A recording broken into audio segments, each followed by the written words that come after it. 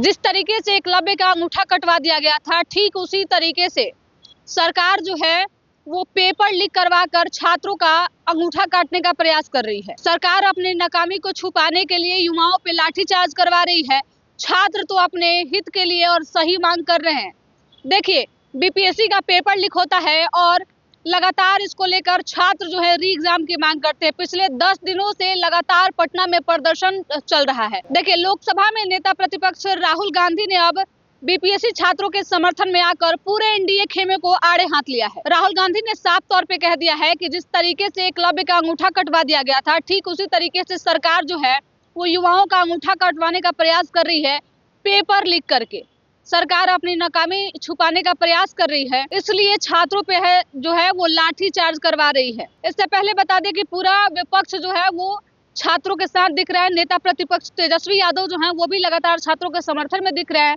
CM को पत्र लिखते दिखे, जिसके बाद से पक्ष के द्वारा जो है वो बातें जो कही जा रही थी कि किसी प्रकार का पेपर लीक नहीं हुआ है, कोई धांधली नहीं हुई है।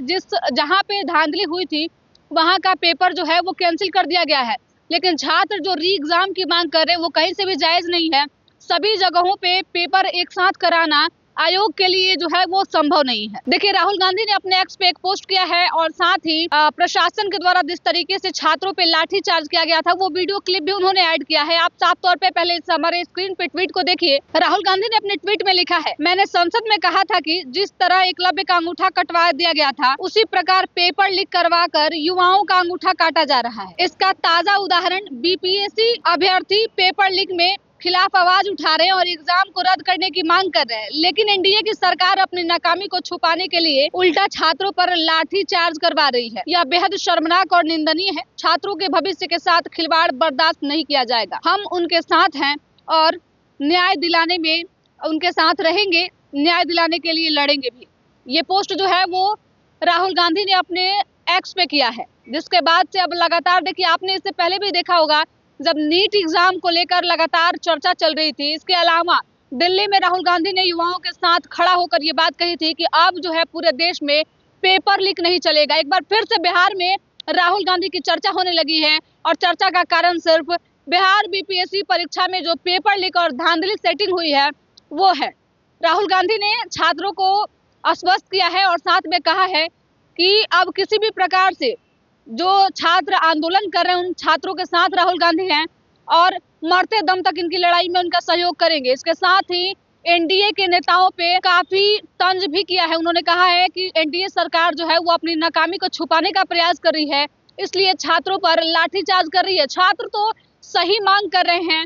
पेपर लीक और धांधली सेटिंग भारत जैसे देशों में आम बात हो गई है। खासकर बिहार में ऐसी चीजें देखी जाती है कि जब भी कोई परीक्षा होता है तो उसका पेपर लीक हो जाता है। तो देखिए, एक तरफ पक्ष और विपक्ष दोनों अब पेपर लीक वाले मुद्दे को लेकर लगातार अपनी अपनी प्रतिक्रिया दे रही है। जहां विपक्ष जो है वो लगातार सरकार पे सवाल उठा रही है। बीपीएससी परीक्षा में जिस तरीके से धांधली सेटिंग हुई है उस पे सरकार को री एग्जाम तो लेना ही होगा।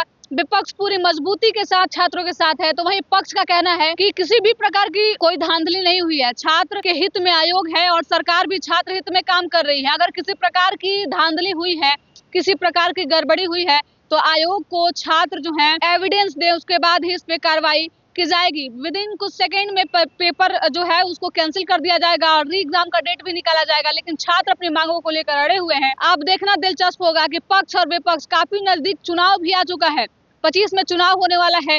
बीपीएससी जिस तरीके से बीपीएससी के छात्र लगातार प्रदर्शन कर रहे हैं, आंदोलन कर रहे हैं, इससे अब ऐसा लगने लगा है कि बीपीएससी के छात्र जो है वो इतिहास रचने का काम करेंगे। पिछले 10 दिनों से प्रदर्शन चल रहा है और नेता आते जाते रह रहे हैं, लेकिन आखिरकार छात्रों के साथ कौन मजबूती के साथ खड़ा है, कौन छात्र हित में सोच रहा है, ये तो देखने वाली बात होगी। फिलहाल इस रिपोर्ट में इतना ही। धन्यवाद।